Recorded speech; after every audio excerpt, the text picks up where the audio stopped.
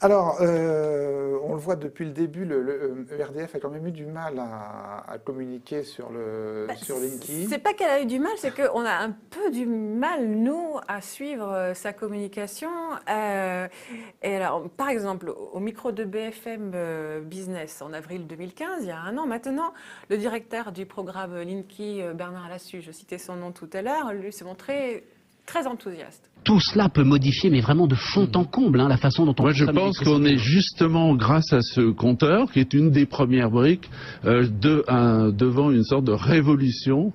C'est la lutte finale contre nous et demain. Je dirais, de la manière de concevoir les offres, de la manière de concevoir sa consommation.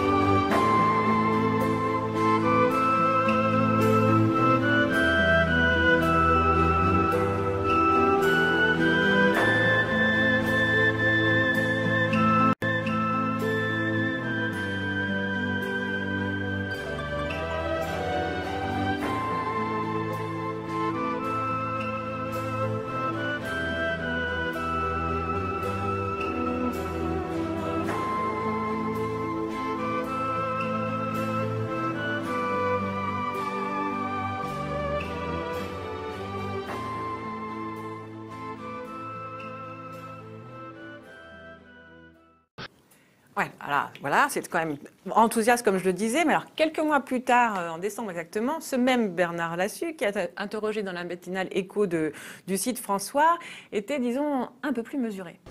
En fin de compte, Linky, c'est surtout un facilitateur. Il ne faut pas s'attendre à ce que Linky soit une révolution. C'est plutôt un facilitateur sur lequel on peut s'appuyer pour justement favoriser des politiques.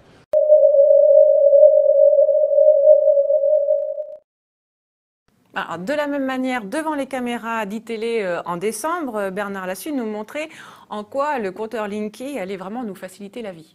Un compteur connecté qui permettra de suivre sa consommation sur Internet ou en direct sur votre téléviseur. Et puis là, vous avez une courbe qui vous permet de visualiser le démarrage ou l'arrêt de certaines installations. Alors là, on a un exemple, on a un lave-vaisselle qui tourne et puis un four qui, pour l'instant, fonctionne aussi. Alors ça, c'est du compteur méga intelligent. Eh ben non, parce que c'est plus vraiment le cas au micro de Jean-Jacques Bourdin sur RMC, et c'était le 1er avril dernier. Pour de nombreuses associations, Linky va connaître toutes nos habitudes en temps réel. Par exemple, à quelle heure je consomme le plus d'électricité, donc à quelle heure je me trouve chez moi. Et on ne sait jamais, ERDF pourrait transmettre ces infos à d'autres entreprises, ou même peut-être aux autorités en cas d'enquête ou...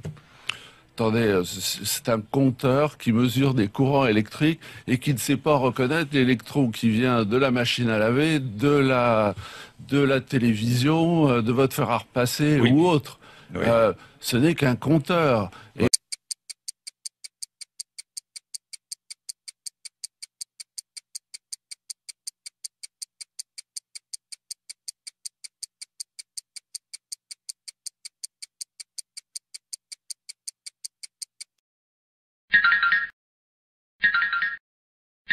Et donc nous, on n'a aucun intérêt à aller surveiller la vie des uns et des autres. Et sachez qu'on est énormément surveillés. Et alors là, évidemment, les anti-Linky se sont précipités sur cette contradiction de Bernard Lassus sur le thème. Il nous ment, c'est-à-dire qu'un coup, il nous explique que Linky est super intelligent et il sait reconnaître quand vous allumez votre machine à laver ou votre four, et un coup, non. Alors ça s'explique facilement. La première version, c'est de la com, c'est du marketing. Et la deuxième, c'est la réalité.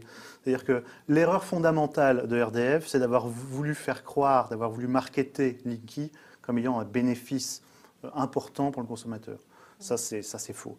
Linky a un intérêt, dans l'intérêt général et pour le gestionnaire de réseau, c'est un intérêt important. Pour le consommateur, ça, on n'a pas. Et ce que montrait Bernard Lassus au début, c'est un système idéal qui, pour le moment, est totalement hypothétique. Bah, ça existe, puisqu'on l'a vu. Oui, mais on a vu l'image. C'est un prototype, c'est-à-dire que c'est quelque chose qui n'existe pas et qui est très loin de on peut peut-être la revoir, cette image. Voilà, ça. Oui. Donc ça, en fait, ça, c'est un système idéal. Oui, excusez-moi. C'est un système idéal qui intégrerait Linky, l'ERL, c'est-à-dire l'émetteur radio Linky, qui est un petit module qui se branche sur le dessous, mais qui n'est pas encore fourni, qui n'existe pas encore en version commerciale, et tout un système de capteurs du capteur domotique pour rendre une maison intelligente, et tout ça communiquerait ensemble, et ça permettrait d'avoir ça. Mais en aucun cas, le compteur Linky seul, comme il est là, peut permettre de faire ça. Oui, là, en fait, ce que présentait Bernard Lassus devant les caméras d'e-télé, c'était ce qu'ils appellent un manager d'énergie. Effectivement, c'est un outil, un manager d'énergie. Oui. Voilà, c'est un outil qui se branche sur le compteur et vous le reliez à votre télévision. C'est développé par un de leurs partenaires. Je crois savoir que c'est Schneider qui a développé cet outil-là. Alors, je ne sais pas s'il est sous forme de prototype ou si on peut déjà l'acheter dans le commerce, mais en tout cas, vous voyez la version où on peut tout voir fonctionner dans la maison. Et en effet, le compteur en soi ne le fait pas. Alors, cela dit, c'est pas un mensonge. Moi, Bernard Lassus m'explique qu'il y a une petite confusion de la part de la journaliste d'e-télé qui dit « Regardez ce que le compteur peut faire », alors que c'était pas le compteur en soi, c'était cet outil dit manager d'énergie. Enfin, petite confusion, mais c'est peut-être Lassus qui a vendu le truc comme ça à la journaliste d'e-télé. On lui dit voilà. C'est ce que disait Samuel, c'est que à terme, encore une promesse, donc on pourra avoir des outils aussi performants et que celui-là. C'est pas lié. Ils ont essayé de lier ça à Linky pour dire, vous savez, Linky c'est génial, ça vous permet de faire plein de choses en plus. Mais la réalité, c'est que ce système-là, on peut le faire aujourd'hui sans Linky et il n'y a pas besoin de Linky.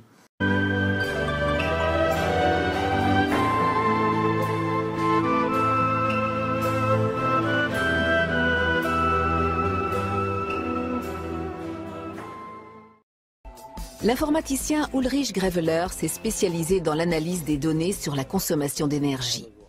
Les appareils récents, qui communiquent les données en temps réel, sont une source d'informations à forte valeur ajoutée.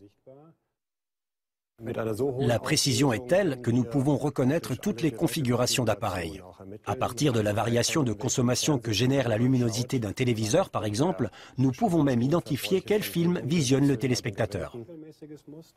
Ainsi, les informations de consommation d'énergie transmises par les compteurs deviennent le miroir du mode de vie d'un foyer.